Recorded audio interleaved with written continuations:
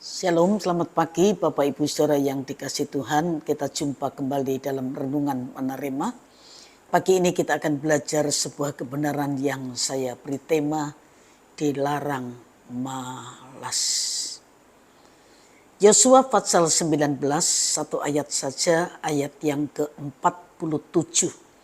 Yosua 19 ayat yang ke-47. Karena daerah Bani Dan telah menjadi terlalu sempit untuk mereka, maka berjalanlah Bani Dan itu maju dan berperang melawan kota Lesem. Mereka merebutnya, memarang penduduknya dengan mata pedang dan mendudukinya. Lalu menetaplah mereka di sana dan menamai Lesem itu dan menurut nama dan bapak leluhur mereka. Bapak Ibu Saudara yang dikasih Tuhan, ketika dilakukan undian untuk menentukan pembagian wilayah tanah pusaka, suku Dan memang kurang beruntung. Mereka tidak sehoki atau seberuntung seperti suku Yehuda, Manasye, Efraim atau Simeon yang mendapatkan wilayah yang luas. Daerah milik pusaka Dan terlalu sempit untuk mereka, kata ayat 47. Meski demikian, suku Dan memiliki respon yang sangat positif tentang hal ini.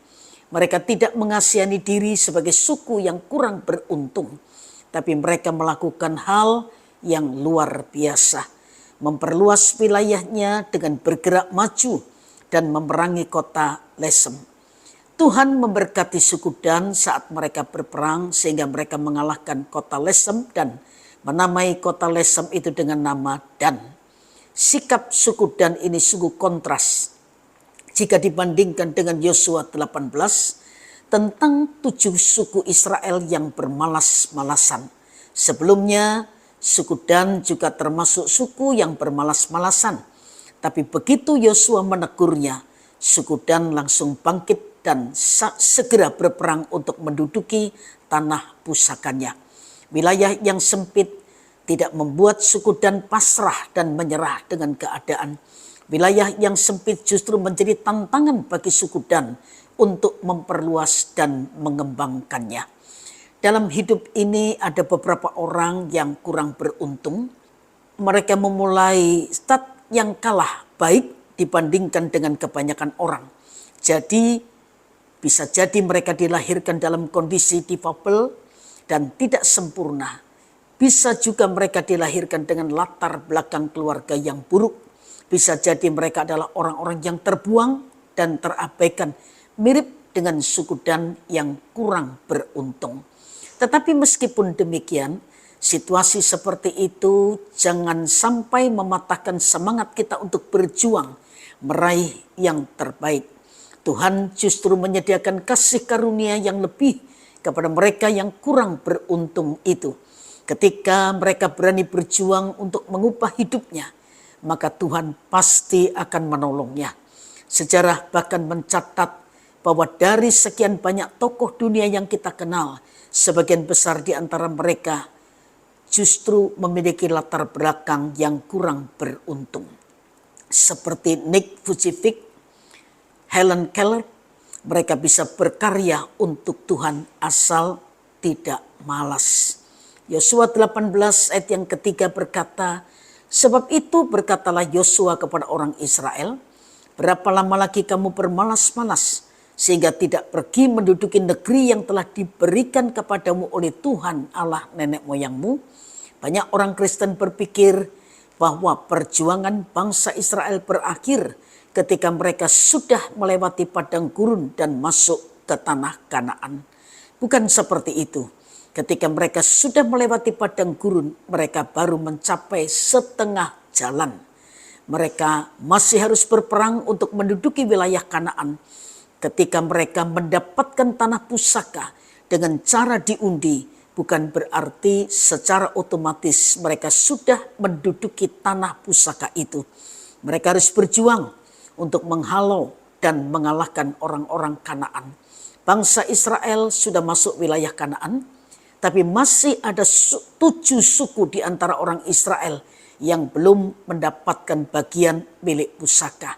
Nah, mengapa mereka tidak mendapatkan bagian milik pusaka? Karena mereka bermalas-malasan. Itu jawabnya.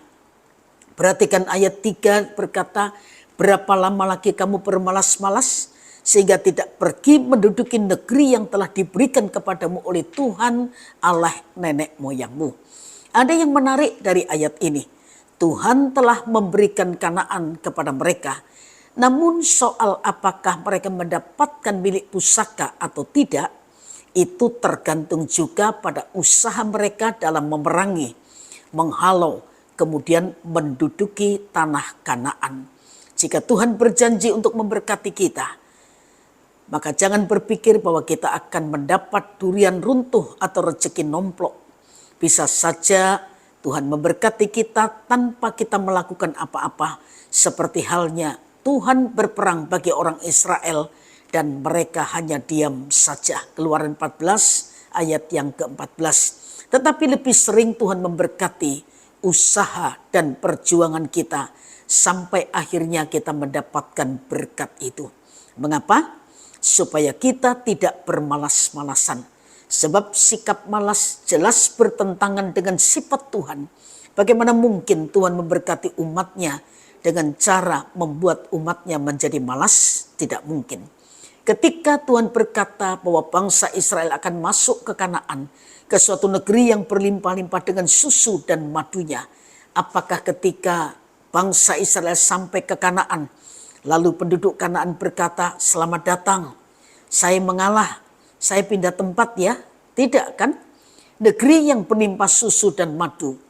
Memang pekerjaan Israel adalah peternak madu. Berkat yang Tuhan janjikan akan menjadi bagian milik kita ketika kita berani memperjuangkannya.